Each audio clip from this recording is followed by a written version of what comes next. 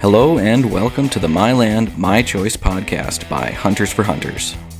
The following audio was released on February 25th, but we are planning on making our long-form videos into a podcast format to make them easier to find and listen to, because we know people don't necessarily have time to watch long videos. So, kick back, relax, and enjoy this next 27 minutes of us discussing the Minnesota Wolf Plan, specifically page 31. Thank you. Hello, everyone. I'm here today with Dale Irish. He is a board member of Hunters for Hunters, and I've got my son Dylan, who is the president of Hunters for Hunters. And we were kind of excited. We heard there was a couple bills that came forward. One of them is Senate File 243, and the other one is Senate File 632. And, you know, naturally, if we just see a bill coming forward that says we're going to have a wolf season, we get all excited and we're like, yes, we could finally get something done. However, my good friend Dale here, he's kind of a watchdog, and Dale said, hold on, stop for just a second. I'm concerned about these bills. And I didn't catch it, but Dale did. So you guys are going to want to watch and see what he's discovered here, okay? And we're not blaming any rep or senator for bringing these bills forward. It was just, I think we missed something and Dale caught it, okay? So Dale, real quick, you were a member of MDHA for a while? Yes, I was also a regional director for MDHA. And now you're a board member at Hunters for Hunters, and we're happy to have you. That's correct, and I'm happy to be here. Good. And so, Dylan, could we take a look at the bills first? Which one do you got for us first? I will pull up 243 here. This is kind of alarming, so stay tuned to what we're going to show you guys, okay, on these wolf bills. Give it 1 second. All right, Senate File 243. Okay, so Dylan, Dale, you pointed out to me, it says, we've always been wanting, Dylan, to have the commissioner must. See the word must? Highlight that for me, Dylan, there. The commissioner must. The word was always may. The commissioner may prescribe an annual open season for wolves. And so we were kind of thinking we got to get that word changed. Wisconsin has the word in there. When they're delisted this summer, the commissioner of natural resources must. We have the word may. So we saw this bill. I was excited. I didn't really pay much attention. Dale, what alarmed you when you looked at this? The middle paragraph where it states the season restrictions and any other requirements must be consistent with the goals identified in the Wolf Management Plan adopted under Section 97B.646. Okay, so as you explained that to me, that means if this law passes, it's going to fall back on the Wolf Management Plan, and we have to now know, what do we think of the Wolf Management Plan? Okay, so again, we're not faulting any senator or rep for bringing this bill forward, but I think we're being, somewhere that language in there is deceiving sportsmen and hunters, because I don't think anything's going to get done, and that's what you pointed out. Is that correct, Dale? That's correct. Now we're going to prove it to the people watching. We're going to prove it to them, okay? This is a bad deal. And we've already reached out to senators and we've asked, we got to get this changed or we're going to be bound to this by law. And it's actually going to be damaging to having a wolf season, in our strong opinion. Dylan, the next bill that came forward was Senate File 632. And here's 632. And as people can look, it says the commissioner must prescribe an annual open season for wolves. Sounds good on its face. And then on the bottom, it says the same thing. We must rely on and follow the restrictions and any other requirements in the Wolf Management Plan under 97B.646. So Dale, he brought it to my attention. We've already spoke to some senators, but we got to talk about the Wolf Management Plan now. But someone screenshotted me a message from some people online, just a random guy asking the Minnesota Deer Hunters Association where they stand on these two bills. And this is interesting. It's just Mark Johnson. I don't know if I know him personally. And he asked a question. He says, we want to know about the bills coming forward or the number of wolves in the state. What is MDHA? What do they think about the numbers of deer in the state? And here's their answer. Scroll up, it says the Minnesota Deer Hunters Association responded. So we don't know who that is. It's just somebody responded. It says, Mark, we are supporting a wolf hunting trapping season immediately upon delisting with a target goal of 1,600 wolves. That is our official position. Please support the appropriate wolf hunting bills in this year's legislative session. So they're fanning the flames, getting people excited about Senate File 243 and Senate File 632. And those two bills, Dale brought it to my attention, say, well, we'll have a wolf season if we rely on the plan. And the plan tells us we have to. So it's kind of like you can have it, but don't read the plan because you're not going to get it. That's kind of what I'm getting from this, okay? Is that correct, Dale? That's very correct. So you've read this wolf management plan up one side and down the other. You're well versed on it. And you pointed out something, I think it was page 31, Dylan, of the wolf management plan. Is that something you can pull up on the screen for us? Yep, 1 second here. So we're going to remember that MDHA says they're supportive of a wolf season. They're supportive of these two bills. People got to, call their senators and tell them this is good language here. But I think we're being deceived because once we review the wolf management plan, it's some trickery going on here. Okay. So on page 31 of the wolf management plan, what had you concerned there, Dale? The objective on the top page, for one. Yeah. Their objective is to maintain a population comparable to recent estimates between 2,200 and 3,000, well above the federal recovery goal, and distributed along the majority of the current wolf range. So what they're saying is they're going to maintain this existing population we have. So let me back this up just a minute. When wolves are delisted, and we think they're going to be delisted this summer, it's going to happen at the federal level. Then if we pass these bills that say we must have a wolf season in conjunction with the guidelines and rules set forth in the wolf management plan, the wolf management plan says we want to maintain between 2,200 and 3,000. Is that correct? That's correct. And right now, if you said, what's our estimated population in the state, Dale? 2,900 as of this year. So if the DNR said to us, hey, we're at 2,900, we're within our normal goal, we actually could increase by 100 more wolves before we even think about having a season. Would that be an accurate statement, Dale? Yes, it would be. Okay. Dylan, scroll down a little bit. That means we could increase the number of wolves if we rely back on the wolf management plan.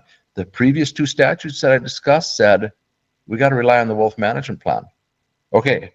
So Dale, here it says on like the fourth one down there, it says 2,200 to 3,000 is a stable population. And that's the optimal population goal. Is there anything that jumps out at you there, Dale, that you think is kind of alarming? The population, I believe, in the last 5 years has been stable. So nothing would change is what they're saying.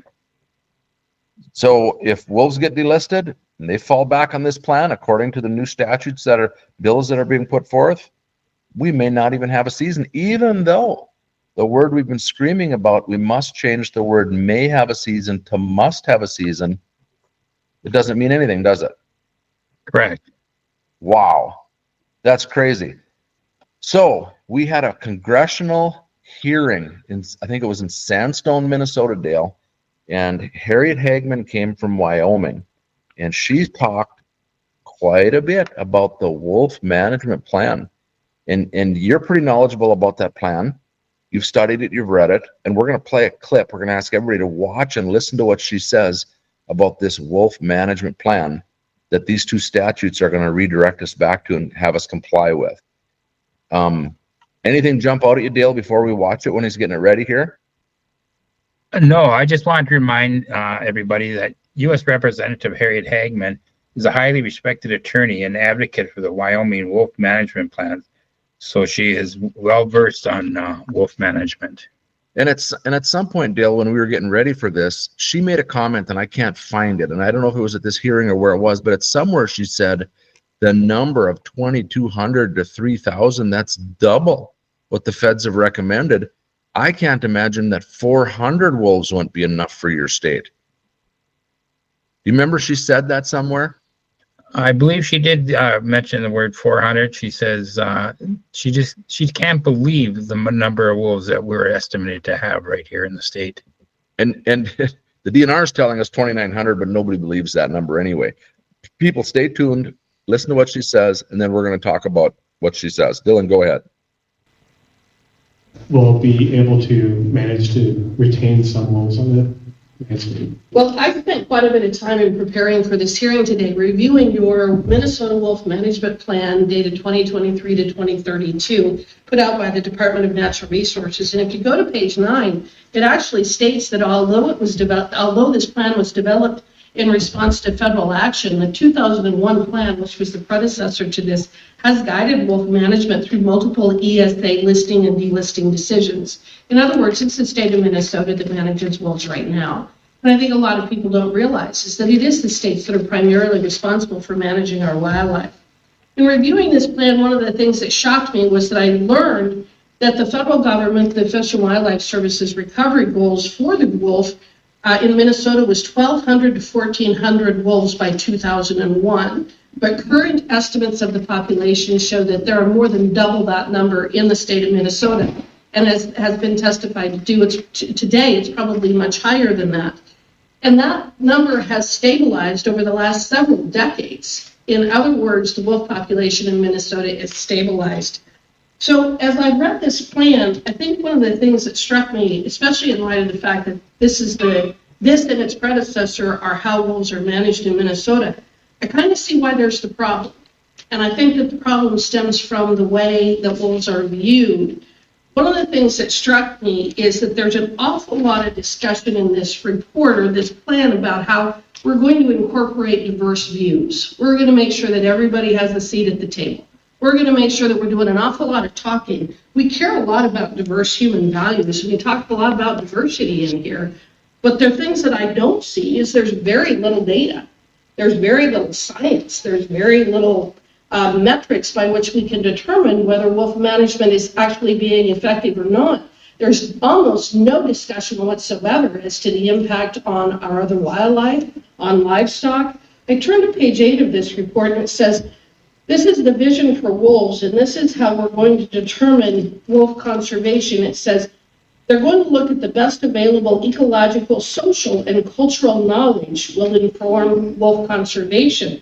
I don't know, I'd like science, I'd like data, I'd like to know about resilience, I'd like to know the numbers, I'd like to know the history of wolf recovery and management, I'd like to know how they're balancing the wildlife needs and protecting the prey and making sure that we're also protecting our livestock industry. There's an awful lot of information in here, but there's not a lot of information in here.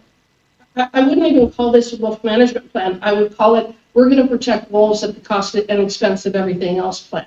Amen. And everybody in Minnesota is suffering as a result of that. Amen. How's it going? We didn't really talk about the attitude. So she called it a wolf protection plan.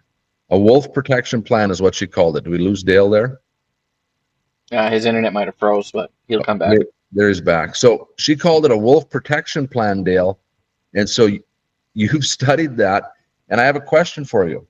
I'm concerned now. I missed it, Dale. You brought it to my attention. If we pass the 2 laws that say we must have a season once they're delisted, if one of them gets passed, can join together, but it keeps the language that we must comply with and follow our wolf management plan. The wolf management plan, she says, is a wolf protection plan. It's another roadblock to having a meaningful season. I think our senators missed it and I missed it. Dale, why didn't you miss it? Well, I'm kind of skilled from my background of looking into language of contracts. And so when I read something, it took me 3 times to read the 67-page 9-year plan. And like I said, I didn't catch the first 2 times. And finally, I just started highlighting the things that were in here. And it's just mind-boggling. Remember, this is a 9-year plan. So what they're saying is they're going to protect the wolves for another 9 years. Only once in the state of Minnesota did the wolves go above 3,000. Only once. And so there'll be nothing done, basically. And they have the laws now backing it to enforce it. So I missed it. You didn't. Thanks to your skill set. I appreciate you having you on the board at Hunters for Hunters. But if the people that made this, what Harriet calls the wolf protection plan, it's not a management plan, it's a protection plan. And now I showed you a screenshot of MDHA saying, we support these bills and we got to get these bills passed. They're putting a lot of credibility and faith in the DNR and in this management plan. But you're telling us there's a rat in it. Well, hunters in Minnesota only had one member representing the hunters out of 17 members on that council that developed this plan, and that was from the MDHA executive director. He stated in his in the actually the Whitetails magazine and Wolf Management Misconceptions on the internet that he served on the Minnesota Deer Advisory Council and was very active and involved with the development and implementation of Minnesota's updated wolf plan. So he was well aware what was in that wolf plan. In fact, he was one that helped develop it. And he should have caught that. Anyone skilled in looking at a plan should have caught what was going on there. And he should have relayed that to all the members of the MDHA. I mean, he was a person that was supposed to be representing the hunters of Minnesota. I don't believe anyone, I bet you a lot of the members don't even know about this. And like I said, him to say it's okay to do. Oh, we lost Dale. Worked for that and a lot of things. So Dale, you said it was the executive director of Minnesota Deer Hunters Association, and that is in fact Jared Mazurek, who worked on this wolf management plan. Correct. And what do you think of him? You said he should have, but now he's telling people to endorse these bills and go back and rely on this plan. Don't you think he should be sharing this knowledge and telling people that it's a wolf protection plan and it's actually going to stick the coals to us for the next 9 years of not being able to get anything done if we pass these laws? Absolutely. He should inform all the members on what's going on. If he wasn't satisfied with the plan when it was implemented, or if he had concerns, he should went right back to the members and said, "Here, this is not good. This is not what we want." He should have been more stricter. The members of the MDHA are part of our hunting community and deserve better leadership and representation. So let's go back and Dylan to the screenshot there of the conversation where he's telling people to endorse those bills. Okay, give me 1 second here. While I'm moving over there, one other thing that we noticed on this, just page 31, if you just look at once the range expands and there's more than 3,000 wolves, it still doesn't say we should have a season. It just says we should consider additional public engagement. Can you highlight that with your mouse for me and the viewers? I believe so. So consider additional public engagement. So the only thing that they're going to do once we get more than 3,000 wolves with this plan is ask us how we feel about it. It doesn't, according to what we see right here, it says nothing about having a season. And so Dale, when Jared or MDHA, whoever was speaking for MDHA, very good point, Dylan, very good. Thank you for pointing that out. Consider. But when MDHA says their goal is to shoot for a population goal of 1,600, that's what it says right there. And now, if that's what they want, it says 1,600. Dale, if we go back to that previous screenshot, Dylan, that you just had up, where it says 1,600 on that chart, what's going to happen if we get down to 1,600? Mitigating measures to reverse decline? Well, the 1,600 is identified as a minimum population level of the wolves in the prior plan, which was just carried over now because it's got the language in the new plan. So that's just a minimum. The trouble we have here, there's no maximum set. So they have a minimum, but no maximum. I don't understand how they could even have a wolf hunt without that. Right. Okay, so Dale, I want to just give a little bit of history. I think we've covered it really well. The first time I met you from MDHA, Dale, did we lose him? No, he'll come back. It's just Dale, the first time I met you, you called me up, and I'm going to just talk about this if you're okay with it. And you kind of started chewing me out on the phone. You were kind of mad at me. And you were an MDHA chapter board member there. Do you remember that phone call, Dale? Yes, I do. When I seen how you were informing the members or dissing the Minnesota Deer Hunter Association, I got upset. My whole family would work banquets there. We raised a lot of money for MDHA. And when I talked to you, I said, we're doing a lot of good things on youth camps and stuff and youth training. But you said you have trouble with you mentioned about we're actually taken over by an environmentalist, and I wasn't sure what was going on there. So it was a short, quick phone call the first time. The second phone call, I says, show me proof of what you're saying about the DNR and what's going on. And you did, and you were real precise on it. You had videos, it was no hearsay. So the second I started watching things, and pretty soon I noticed MDHA leadership, and I'm not, the members are very good people, but they have to understand that leader of yours is more of an environmentalist than a conservationist, and you have to change that. Dale, could you explain to me what the difference is between an environmentalist and a conservationist? You said you got more of an environmentalist in Jared at the top than a conservationist. Explain that to me. What's the difference? An environmentalist protects nature from humans, and a conservationist protects nature for humans. There's a big difference there.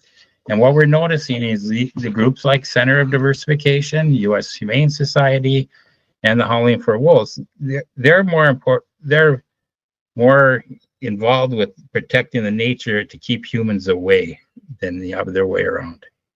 And so did you ever have it out at a meeting over there, and did you tell Jared something along the line of what? Feel comfortable? Oh, I said at the end, I said, you know what? Right before I quit, I says, C. Porter's correct on everything he's saying. He goes, he just proved you people are in the air. And so when I finally realized that, I left and came to Steve and asked if Hunters would accept me as a board member, and it's been great ever since. We're fighting very hard to look into things just like this, to protect the hunters of Minnesota. Well, Dale, I appreciate you so much for having an open mind and recognize what's going on. You fight hard for the deer hunters in Minnesota. And I want to explain to people watching, all of our board members are very diverse, very talented in many different areas. And Dale brings with a wealth of talent and education and knowledge to our board and experience. And so I appreciate you, Dale.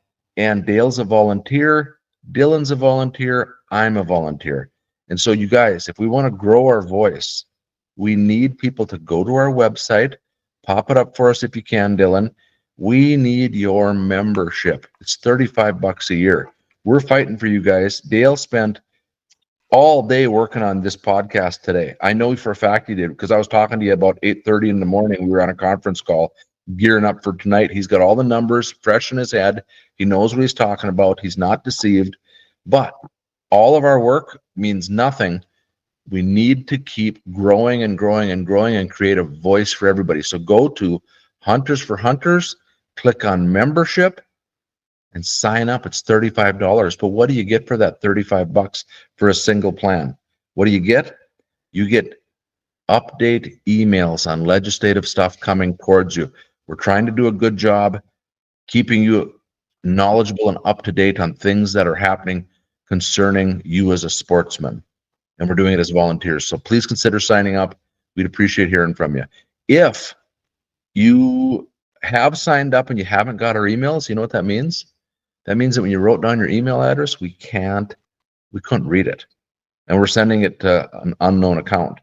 So we need you to contact us if you're a member and say, hey, I'm not getting the emails, and clarify what your actual email address is. Dylan first. Do you have anything to add to that, Dylan? Then I'll ask Dale. Yep. So when you try to contact us, go ahead and go to info, INFO, at hunters.org. That's how our website is. That's our email address. If you're not getting our emails, just send it over there. one other thing, we're not just sitting on this information and trying to spread it here. I believe we actually sent this information to some legislators to try, or senators, to try to get the wording changed on these bills being put forth.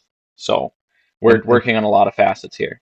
And Dale can address that. Dale, you've had good luck voicing your concerns with a couple different senators. Is that correct? Correct. We're working closely with them. I'd like to say one more thing that to show that we are not some radical group looking into conspiracy theories. This was, there's two articles in front of me here. One's called Minnesota Finalizes Plan to Keep Wolf Population Stable by Greg Stanley. It states right in there, Minnesota wildlife officials finalized the plan to keep the wolf population between 2,200 and 3,000 animals, where it has been for over 30 years. Another article called Minnesota DNR releases new wolf management plan includes potential hunting trapping seasons by John Myers. In there it states, refers to a wolf population of 2,200 to 3,000 as optimal population level with current. We lost Dale just for a second there. He'll come back. We're not, this is interpreted by several professional people. Okay, we lost you a little bit there, Dale, on that last little bit, but Okay. do you want to touch that base again real quick? The last little bit? The last article? The last article is called Minnesota DNR releases new wolf management plan, including potential hunting and trapping seasons by John Meyer.